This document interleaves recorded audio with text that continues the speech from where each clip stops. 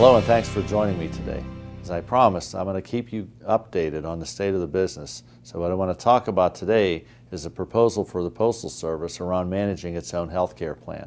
Now, this all ties into a much larger picture of what we've been talking about over the past several months regarding legislative change, regarding making changes within our networks, retail, processing, and delivery to optimize them, to make sure we're getting the best use of those networks, and also growing the business and getting us back on a path to profitability. The whole idea, it's an aim to secure a financial future for this organization, for this industry, and for you as an employee.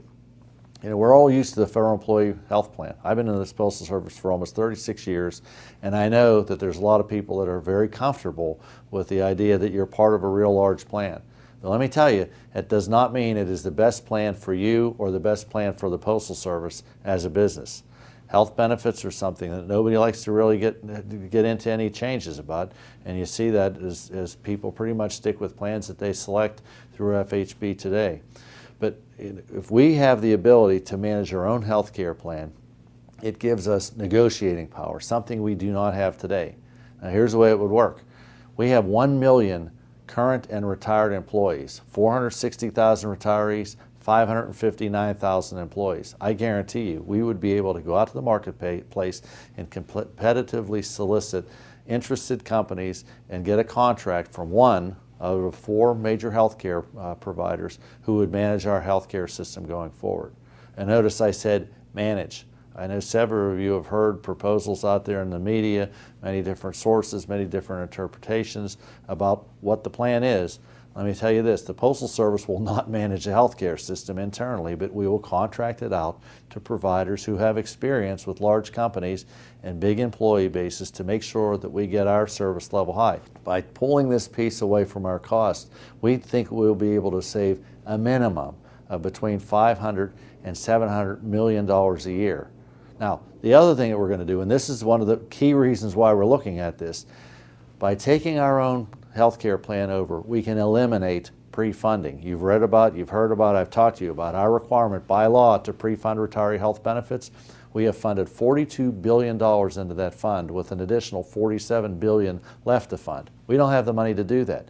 Any money that we pre-fund into there is going to come from somewhere else. It can come from our ability to pay wages. It comes from our ability to update equipment, buy vehicles, that type of thing. So it is an absolute responsible thing to do to investigate a different health care plan because it allows us to eliminate pre-funding.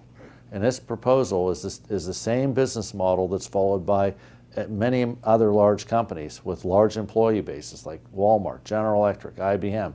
These companies leverage their size to get the lowest cost and the best value for the employees, and it's the business model that we want to follow.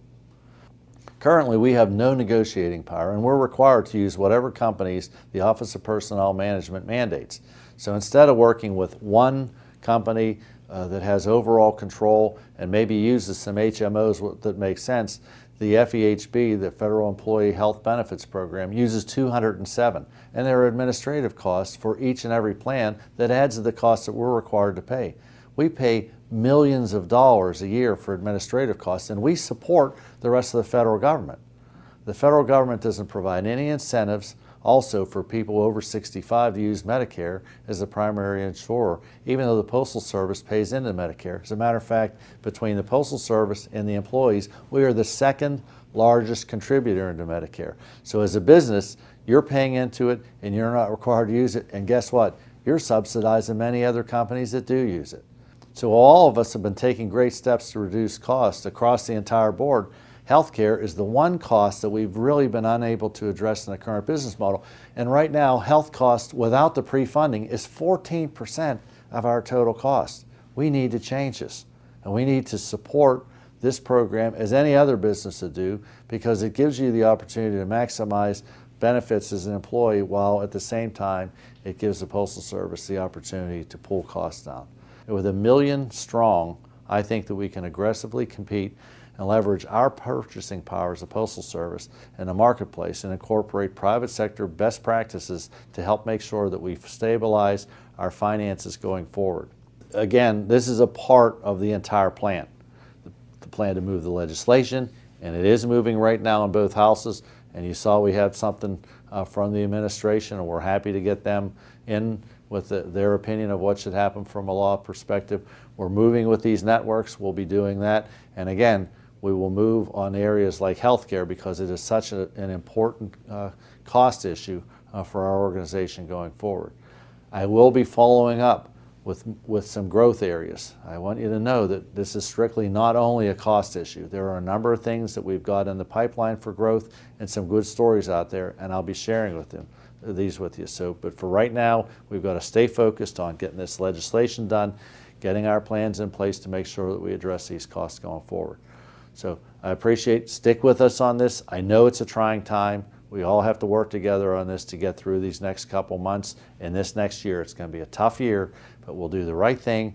We'll come out in good shape on the other side. We'll make sure we have a strong postal service for the American public, for the mailing industry, and for all of us as employees. Thank you very much, and I'll talk to you next time.